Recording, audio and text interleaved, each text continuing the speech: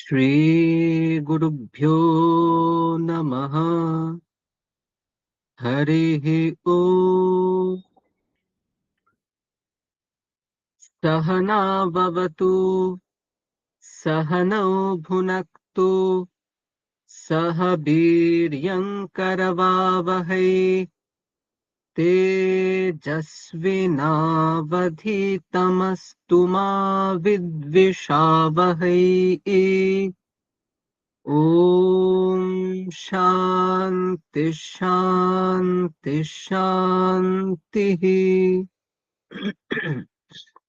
ॐ शन्नो मित्रः शं वरुणः शन्नो भवत्वर्यमा शन्न इन्द्रो बृहस्पतिः शन्नो विष्णुरुक्रमः। नमो ब्रह्मणे नमस्ते वायो त्वमेव प्रत्यक्षं ब्रह्मासि त्वामेव प्रत्यक्षं ब्रह्म वदिष्यामि ऋतं वदिष्यामि सत्यं वदिष्यामि तन्मामवतु तद्वक्तारमवतु अवतु माम् अवतु वक्तारम्। ॐ शान्ति शान्ति शान्तिः। ॐ भद्रं कर्णेभिः शृणुयाम देवाः भद्रं पश्येमाक्षभिर्यजत्राः स्थिरैरङ्गैस्तुष्टुभागं सस्तनूभिः व्यशेम देवहितं यदायुः स्वस्ति न इन्द्रो वृद्धश्रवाः स्वस्ति नः पूषा विश्ववेदाः स्वस्ति नस्तार्क्ष्यो अरिष्टनेमिः स्वस्ति नो बृहस्पतिर्दधातु। ॐ शान्ति शान्ति शान्तिः। ॐ यश्छन्दसां वृषभो विश्वरूपः छन्दोभ्योऽध्यमृतात् सम्बभूव समेन्द्रो मेधया आस्पृणोतु अमृतस्य देवधारणो भूयासं शरीरं मे विचर्षणं जिह्वा मे मधुमत्तमा कर्णाभ्यां भूरिविश्रुवम् ब्रह्मणः कोशोऽसि मेधया पिहितः श्रुतं मे गोपाय। ॐ शान्ति शान्ति शान्तिः। ॐ मधुवातार्तायते मधुक्षरन्ति सिन्धवः माध्वीर्नः सन्तोषधीः मधुनक्तमुतोषसि मधुमत्पार्थिभगं रजः मधुद्योरस्तु नः पिता मधुमान्नो वनस्पतिर्मधुमागम् अस्तु सूर्यः माध्वीर्गावो भवन्तु नः। ॐ शान्ति शान्ति शान्तिः। ॐ पूर्णमदः पूर्णमिदं पूर्णात् पूर्णमुदच्यते पूर्णस्य पूर्णमादाय पूर्णमेवावशिष्यते। ॐ शान्ति शान्ति शान्तिः। अथ श्रीमद्भगवद्गीता अथ चतुर्थोऽध्यायः। किं कर्म किमकर्मेति कवयोऽप्यत्र मोहिताः। तत्ते कर्म प्रवक्ष्यामि यज्ञात्वा मोक्ष्यसे शुभात्। कर्मणो ह्यपि बोद्धव्यं च विकर्मणः। अकर्मणश्च बोद्धव्यम् गहना कर्मणो गतिः। कर्मण्यकर्म यः पश्येत् अकर्मणि च कर्म यः स बुद्धिमान् मनुष्येषु स युक्तः कृत्स्नकर्मकृत्। यस्य सर्वे समारम्भाः कामसङ्कल्पवर्जिताः ज्ञानाग्निदग्धकर्माणम् तमाहुः पण्डितम् बुधाः।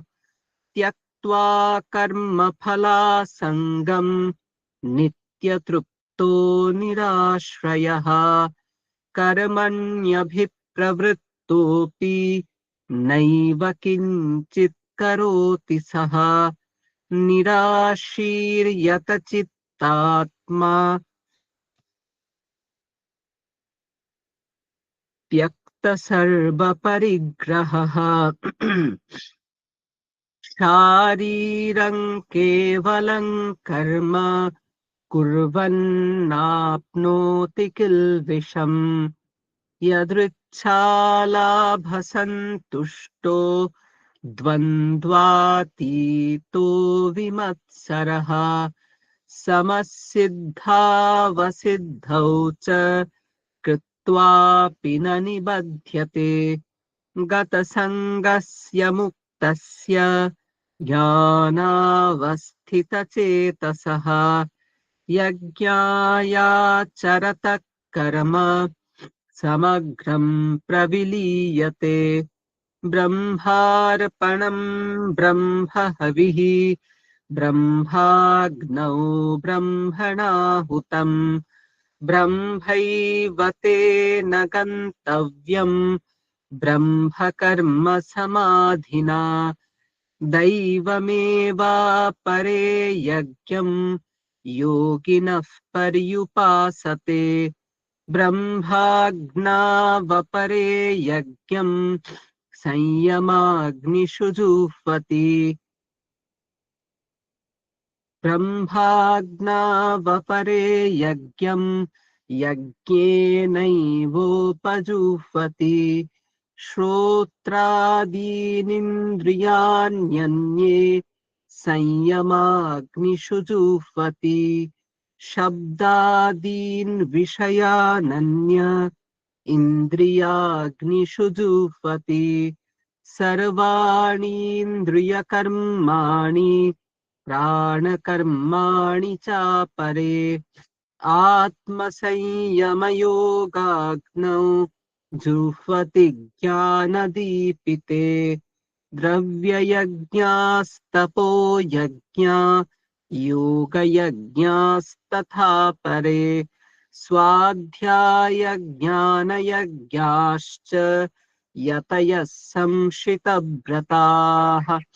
अपाने जुह्वति प्राणम् प्राणे पानं तथा परे।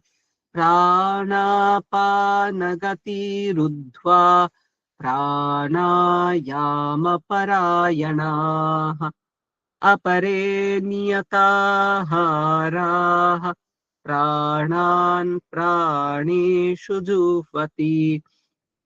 सर्वेऽप्येते यज्ञविदो यज्ञक्षपितकल्मषाः।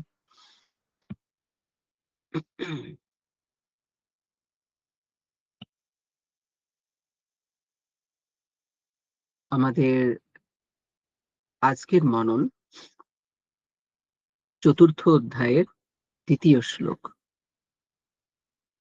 एवं परम्परा प्राप्तम् इमं राजर्षयो विदुः सकाले नेह महता योगो नष्टः परन्तप।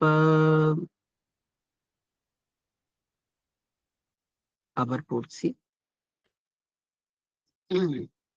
एवं परम्परा प्राप्तम् इमं राजर्षयो विदुः सकाले नेह महता योगो नष्टः परन्तप। বলা হচ্ছে, হে পরন্তপ। পরন্তপ মানে যে অন্যদের তাপ অর্থাৎ পীড়া দেয়। কাদের? যারা পর, যারা শত্রু, শত্রুদের যে কষ্ট দেয়, অর্থাৎ অর্জুনের সেই বীরত্ব আছে যার কারণে শত্রুরা পরাভূত হয়, শত্রুরা কষ্ট পায়। তো তাই অর্জুনকে এত প্রশংসা সূচক অব্যয় দিয়েই মানে প্রশংসা সূচক সম্বোধন দিয়েই বলছেন, হে পরন্তপ অর্জুন, এবং ইমাম পরম্পরা প্রাপ্তম রাজর্ষয় বিদুঃ। ইমাম মানে এই যে যোগ, যে যোগের কথা আগের শ্লোকে বলা হয়েছিল, ইমাম বিবস্বতে যোগম প্রোক্তবানহম অব্যয়ম। এই যোগ, এই সন্ন্যাস এবং কর্মযোগ, এই নিয়ে তো চর্চা চলছে। তো ইমাম যোগম, এই যে সন্ন্যাস এবং কর্মযোগ, যা নাকি পরম্পরা প্রাপ্তম। প্রথমে আমি বিবস্বানকে বলেছিলাম, বিবস্বান মনুকে বলেছিল, মনু ইক্ষ্বাকুকে বলেছিল, ঠিক আছে। এইভাবে পরম্পরা প্রাপ্ত এই কর্মযোগকে রাজর্ষয় বিদুঃ, রাজর্ষিগণ জেনেছিলেন। লক্ষ্য করুন, এই যে অধ্যাত্ম বিদ্যা, এটা কিন্তু রাজর্ষিদের হাতে ছিল। সকালে নেহ মহতা, ইহ স মহতা কালেন। কিন্তু তারপরে এই পৃথিবীতে সুদীর্ঘ কাল অতিক্রান্ত হয়েছে, এবং সেই কালের ধারায়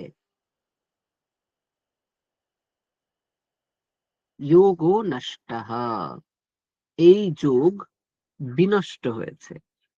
যোগ তো আর বিনষ্ট হয় না, মানে এই যোগ বিস্মৃত হয়েছে। তো আমাদের পূর্বজরা বহু সাধনা করে গেছেন, কিন্তু সবকিছু আমরা মনে রাখিনি। কালের ধারায় যেন সেগুলো হারিয়ে গেছে। It went to oblivion. তো এখানে শ্রী ভগবান কি করছেন, সেই হারিয়ে যাওয়া যে কর্মযোগ, যা নাকি সুন্দর জীবনের চাবিকাঠি, যা নাকি অধ্যাত্ম জীবনে অগ্রসর হওয়ার প্রাথমিক ধাপ, তা তিনি অর্জুনকে বলবেন। আর অর্জুনকে যখন উনি বলছেন, চারপাশে কিন্তু আমরাও কান পেতে আছি। তিনি যখন অর্জুনকে বলবেন, আমরাও কিন্তু শুনে নেব। অলরেডি শুনে নিয়েছি কাকে কর্মযোগ বলে, কিভাবে ঈশ্বরার্পণ বুদ্ধিতে কর্ম করতে হয়, কিভাবে অহংকার রহিত হয়ে কর্ম করতে হয়। অর্জুনকে যখন বলছিলেন, উই হ্যাভ ওভারহিয়ার্ড, আমরা শুনে নিয়েছি তার কথা।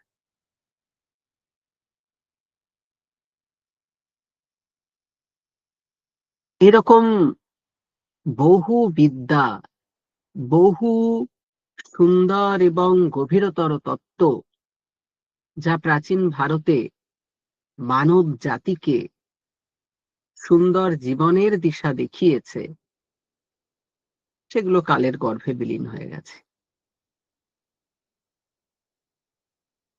লক্ষ লক্ষ তালপাতার পুঁথি এখনো পড়ে আছে বিভিন্ন লাইব্রেরিতে। উদ্ধার হওয়ার অপেক্ষায়। কত নতুন নতুন জ্ঞানের দিক উন্মোচন হবে। ন্যাশনাল মিশন অফ ম্যানুস্ক্রিপ্টস বলে একটা সংস্থা আছে, তারা ক্যাটালগিং করে, অর্থাৎ যেমন বইয়ের লিস্ট হয় সেরকম ম্যানুস্ক্রিপ্টের লিস্ট বানায়। সারা ভারতে কোথায় কোথায় ম্যানুস্ক্রিপ্ট কিরকম কিরকম আছে। তার প্রায় 37টা ভলিউম আছে। এক একটা ভলিউম পেল্লাই সাইজের, কিছু নেই ওখানে, শুধু লিস্ট আছে, যেমন বুক লিস্ট হয় সেরকম। এত ম্যানুস্ক্রিপ্ট আছে, সেগুলো উদ্ধার চলছে। লোক কোথায় এত উদ্ধার করবে?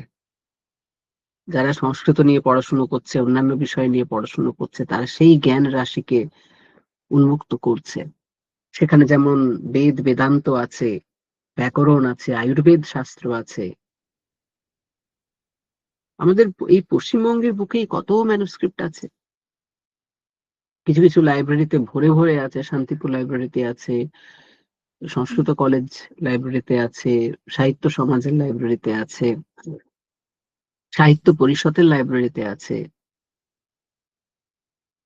এরকম আমাদের যে পূর্বজদের উপলব্ধি, সেই উপলব্ধি তারা এক তো শ্রৌত পরম্পরায় শিষ্যকে বলেছেন, শিষ্য তার শিষ্যকে বলেছে, সেই পরম্পরায় কিছুটা এসে পৌঁছেছে, কিছু আছে ম্যানুস্ক্রিপ্টে, আর কিছুটা ওনারা গল্পের মাধ্যমে আমাদের সংস্কৃতির সাথে ঢুকিয়ে দিয়েছেন, কখনো পুরাণের মাধ্যমে, কখনো লোককথার মাধ্যমে।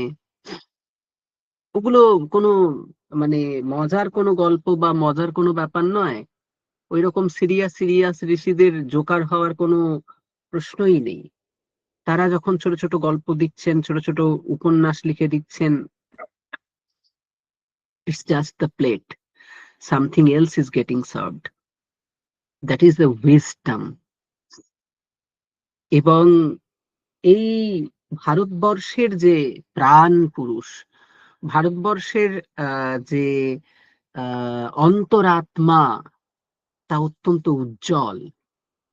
ভারতবর্ষের যে অন্তরাত্মা বা অন্তর্দীপ, তা কখনো নির্বাপিত হয় না কেন? কারণ এত কিছু বিষয় দিয়ে সেই অন্তরাত্মাকে পরিপুষ্ট করা হয়েছে।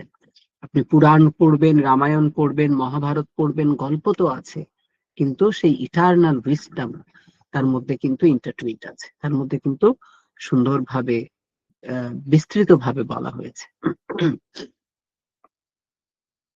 তো এখানে বলছেন যে এই কালের ব্যবধানে এই যোগ কিন্তু অর্জুন নষ্ট হয়ে গিয়েছিল, তারপরে আমি তোমাকে এই যোগ বলবো। একটা জিনিস মনে রাখবেন, ভারতের এই যে সুদীর্ঘকালীন জ্ঞান চর্চার ইতিহাস, যে জ্ঞান চর্চা শুধুমাত্র যে ইন্ডাস্ট্রিয়ালাইজেশন করতে হবে, প্রচুর প্রোডাকশন বাড়াতে হবে, এর ওপরে কিন্তু নির্ধারিত ছিল না। এটা ছিল মানুষ কিভাবে ভালো থাকবে, সমাজ কিভাবে অভ্যুন্নতি করবে। they worked on psyche, তারা মনের উপরে কাজ করেছিল। এবং এই জগতের সব রকম দুঃখ কষ্ট এবং তার সোর্স সম্বন্ধে তারা অবহিত ছিলেন। তাই এমন ভাবে গাইডেন্স দিয়ে গেছেন যাতে সেই গাইডেন্স ফলো করলে আপনি একটা সুন্দর জীবন যাপন করতে পারবেন। সে দর্শনগুলোর কথা বলুন কি আহ উপন্যাসের কথা বলুন, রামায়ণ মহাভারতের কথা বলুন। তো বিষয় হচ্ছে যে আমরা এই ভূমিতে জন্মগ্রহণ করেছি, আমাদের সেই সৌভাগ্য হয়েছে আমরা যেন এই বিষয়গুলিকে, এই যে সুধা ধারা প্রবাহিত হচ্ছে, তাকে যেন অঞ্জলি ভরে পান করতে পারি এবং আমাদের জীবনকে সুন্দর করতে পারি। গীতা বলা হয় গীতা সুগীতা কর্তব্যা, কিমান্যৈ শাস্ত্র বিস্তরৈঃ ইয়া স্বয়ং পদ্মনাভস্য মুখপদ্মাদ বিনিসৃতা। একমাত্র এই গীতাকেই খুব সুন্দরভাবে আমাদের পড়তে হবে। বহু শাস্ত্র পড়ে কোনো লাভ নেই, কোনো প্রয়োজনই নেই। এটা সাক্ষাৎ শ্রী ভগবানের মুখপদ্ম থেকে বিনিশ্রিত হয়েছে। এই রকম এই গ্রন্থের মাহাত্ম্য।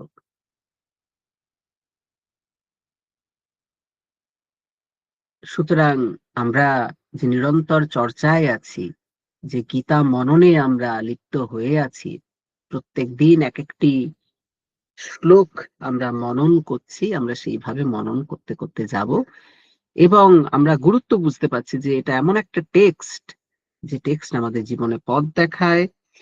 আমাদের আহ চলার পথ সব সময় তো আর সুখের হয় না, সুখ দুঃখ মিলিয়ে হয়, উঁচু নিচু বন্ধুর পথ। কিন্তু এই সমস্ত পথ, এই জার্নিটা আমাদেরকে খুব সাকসেসফুলি, খুব এফিশিয়েন্টলি চলতে সহায়তা করে শ্রীমদ্ ভগবত গীতা। এবং এই তত্ত্বগুলি অবধারণ করলে আমাদের জীবন সুন্দর থেকে সুন্দরতর হয়ে ওঠে। এবং আমাদের জীবন যেমন সুন্দর থেকে সুন্দরতর হয়ে ওঠে, আমাদের আশেপাশের মানুষজনেরও জীবন সুন্দর থেকে সুন্দরতর হয়ে ওঠে। এক প্রচন্ড ইতিবাচকতা যেন বর্ষিত হয় আমাদের উপরে। হতাশার কোনো জায়গায় নেই। যারা হতাশ তাদের জন্যই তো এই গ্রন্থ। অর্জুন হতাশ হয়েছিল বলেই তো তাকে এই মোটিভেশনাল স্পিকার হিসেবে আহ শ্রীকৃষ্ণকে অবতীর্ণ হতে হয়েছিল। তো বেশ, আমরা আগামী ক্লাসে আরো পরপর যে শ্লোকগুলি আছে সেগুলো নিয়ে চর্চা করব। এরপরে আপনারা প্রাত্যহিক ধ্যান, জপ, শরীরচর্চা ইত্যাদির মাধ্যমে আজকে সুন্দর দিন শুরু করুন। সকলকে সুপ্রভাত।